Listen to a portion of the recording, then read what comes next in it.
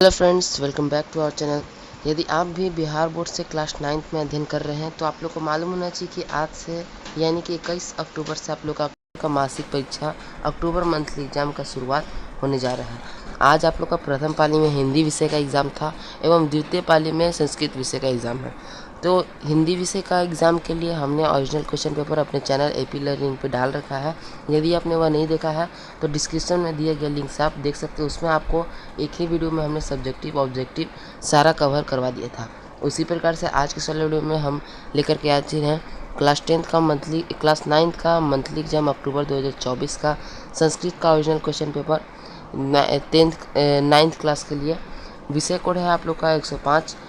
पूर्णांक यानी कुल अंक आप लोग का 50 अंक का एग्ज़ाम होने वाला है। आप देख सकते हैं इस यहाँ पे भी आप लोग का लिखा है 9th अक्टूबर यानी कि मंथली एग्ज़ाम क्लास 9th का। तो सबसे पहले हम आपको सब्जेक्टिव का क्वेश्चन दिखला देते हैं, फिर उसके बाद उसका आंसर दिखला देंगे और बाद में उसका ऑब्जेक्टिव का हम लोग आंसर की आपको बतला देंगे इससे। तो चलिए फटाफट से हम लोग वीडियो को शुरू करते हैं।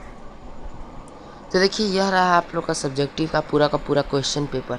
आप देख सकते हैं यह आपका 4x4 पेज है, यानी चौथा पेज में जैसा कि आप लोग का सबसे पीछे रहता है सब्जेक्टिव प्रश्न, जिसमें खंड ब है आप लोग का लघु उत्तरीय प्रश्न है। यहाँ पे भी आप मिलान कर सकते हैं। अक्टूबर 9th है यानी कि क्लास 9th का अक्टूबर मंथली एग्जाम का क्वेश्चन पेपर है। प्रश्न संख्या 1 से 10 तक लघु उत्तरीय प्रश्न है, जिसमें 5 का उत्तर देना है। प्रत्येक के लिए 2 अंक निर्धारित किया गया है। यहाँ से आपको 10 अंक प्राप्त होंगे।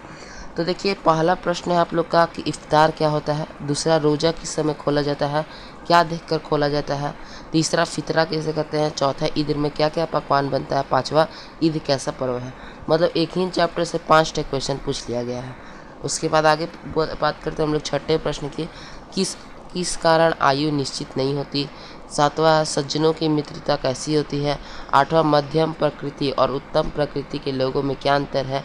नौवां, महात्माओं का क्या लक्षण होता है। और अंतिम प्रश्न है सत्संगति क्या करती है। तो इस प्रकार से आपके लघु उत्तरीय प्रश्न है 10 है।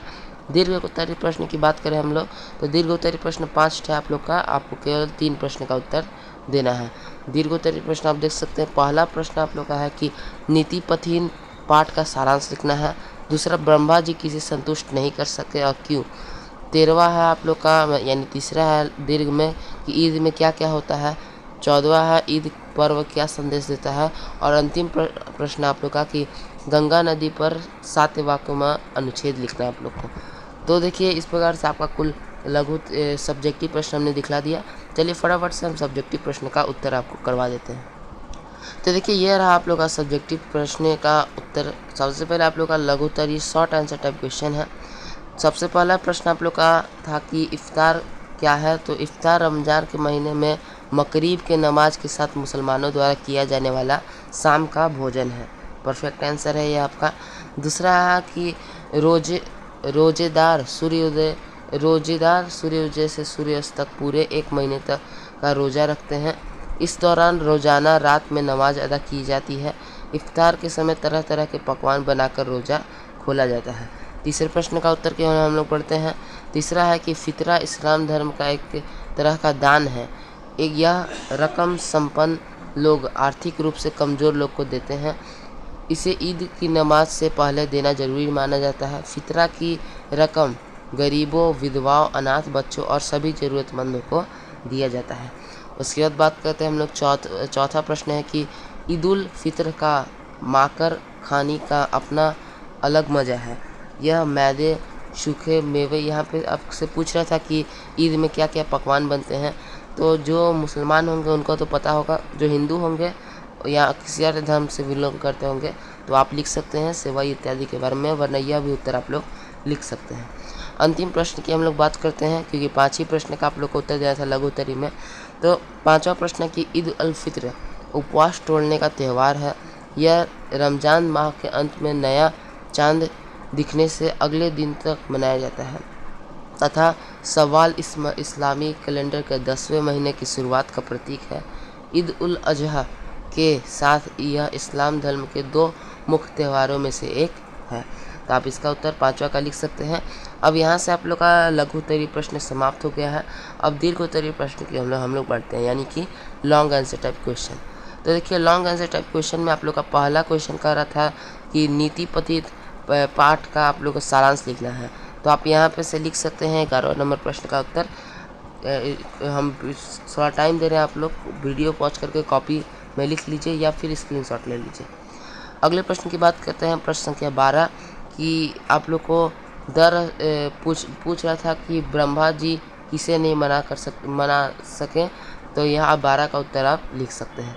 और अंतिम प्रश्न हम लोग बात करते हैं आप लोग का 13वां है। अंतिम प्रश्न आप लोग यहाँ से यहाँ तक लिख सकते हैं, जो कि आपका अंतिम प्रश्न पूछ रहा था 13वां कि ईद में क्या क्या होता है। तो आप लोग लिख सकते हैं नमाज पढ़ते हैं, लोग एक दूसरे को गले लगाते हैं, सेवई खाते हैं, ईद मुबारक करते हैं, मतलब इस प्रकार से आप लोग लिख कर सकते हैं। तो देखिए यह था आप लोग का सब्जेक्टिव का पूरा आंसर की। सब्जेक्टिव का क्वेश्चन भी दिखा दिया, आंसर भी दिखा दिया। फटाफट से आपको ऑब्जेक्टिव के आंसर की ओर हम लोग ले चलते हैं। तो देखिए यह रहा ऑब्जेक्टिव का आंसर की कहने का मतलब है कि आप लोग का पहला प्रश्न का ए उत्तर, दूसरा का सी, तीसरा का बी, चौथा का बी, इस प्रकार से आप लोग को उतार लेना और एग्ज़ाम में जाके 100% छाप देना है, क्योंकि यही आपका क्वेश्चन पेपर आने वाला है। तो हम धीरे धीरे स्क्रॉल कर रहे हैं, आप लोग वीडियो पॉज करके उतारते जाइएगा। चौथा का बी, पाँचवा का बी, छठा का ए, सातवां का बी, आठवां का बी, 9वां का बी और 10वां का सी, इस प्रकार से आप लोग उतार लेना है। 30 प्रश्न का उत्तर हमने दिया है, लेकिन आपको किन्हीं 25 का ही उत्तर इसमें से देना है। तो इस प्रकार से आप लोग को हमने पूरा का पूरा बतला दिया। सब्जेक्टिव का आंसर की इसका बतला दिया अक्टूबर मंथली एग्जाम का, तथा प्लस में ऑब्जेक्टिव का भी आंसर की बतला दिया, सब्जेक्टिव का आंसर की बतला दिया। हिंदी का पहले से क्वेश्चन पेपर डला गया है, आप लोग डिस्क्रिप्शन के लिंक से देख सकते हैं। क्लास 10th वाले जो हैं उनको भी बतला दें कि उनका संस्कृत का भी डला गया है, प्लस में आपका हिंदी का भी क्वेश्चन पेपर डला गया है। तो आप लोग चैनल पर जा करके देख सकते हैं। चैनल का नाम है हमारा AP लर्निंग, #AP लर्निंग आप लोग सर्च मार सकते हैं। तो चलिए हम मिलते हैं आपसे अगले वीडियो में, आपके कल के एग्ज़ाम के वीडियो के टॉपिक पे, क्योंकि आज के एग्ज़ाम का सारा चीज़ हमने ऑब्जेक्टिव प्लस सब्जेक्टिव क्लियर करवा दिया। आपको करना क्या है, हमने इतना मेहनत किया आपके लिए, आपको केवल करना ये है कि वीडियो को लाइक करना है। वीडियो को लाइक करें या ना करें, लेकिन वीडियो को लाइक करें या ना करें, परंतु दोस्तों पर शेयर ज़रूर करिएगा, क्योंकि आपको इससे फ़ायदा ना हो लेकिन आपके दोस्त को फ़ायदा हो सकता है, इसलिए शेयर वीडियो को जरूर से करिएगा और चैनल को सब्सक्राइब कर लीजिए, ताकि कल के एग्ज़ाम में आपको सारा का सारा जानकारी प्राप्त हो सके सबसे पहले। तो चलिए हम मिलते हैं आपसे अगले में, तब तक लीजिए।